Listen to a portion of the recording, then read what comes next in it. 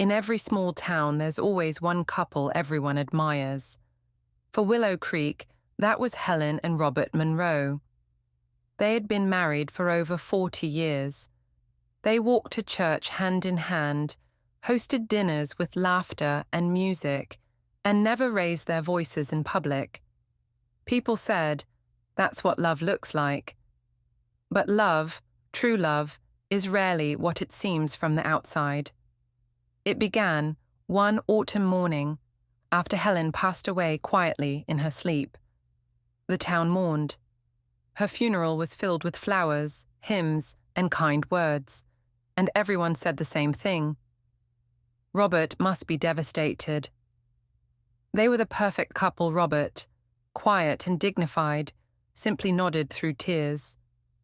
He thanked everyone who came, then returned to his empty house, a house filled with silence. But 3 days later, while sorting Helen's belongings, he found something unexpected, a small leather-bound diary hidden inside her bedside drawer. At first, Robert smiled. "My Helen," he whispered, always writing her thoughts, just like when we were young. He made himself a cup of tea, sat in her favorite chair by the window, and began to read. But as the pages turned, his smile slowly faded. There were entries filled with warmth, stories of their travels, their first house, their Sunday mornings. But then came the words that made his hands tremble. "Some days," Helen had written, "I feel like a ghost in my own home. Robert's love feels distant, as if he's here, but not really with me." Robert's throat tightened. He whispered, "That's not true, is it?" He read on. "He means well. He brings me flowers, but sometimes I wish he'd just ask how I feel. I wish he'd look at me the way he used to." Tears blurred his vision. For the first time in his life, Robert realized the woman he loved had been lonely, even while standing beside him. The following Sunday, Robert sat alone in their pew at church. He didn't hear the sermon. His mind was replaying 40 years of memories.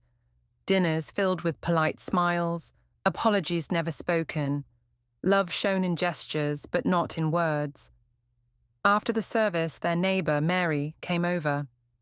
"Robert," she said gently, "Helen and I used to talk sometimes. She loved you so much, you know that." He nodded slowly. "I thought I did," he whispered. Mary hesitated.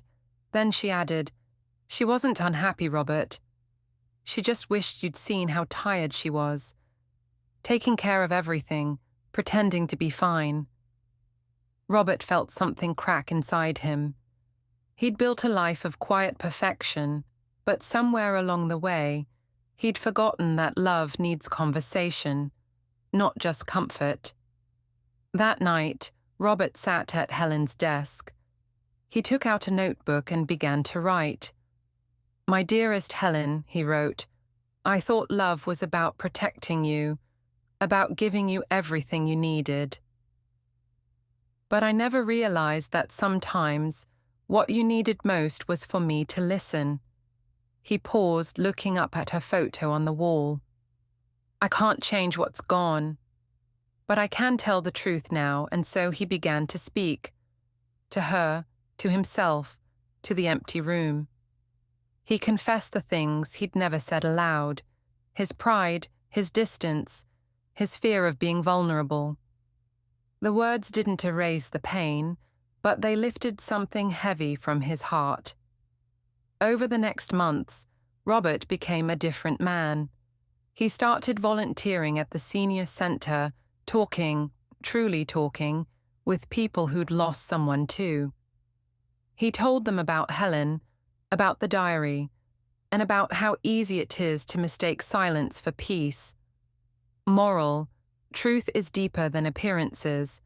What looks perfect on the outside can hide quiet pain within. Real love isn't about keeping the peace.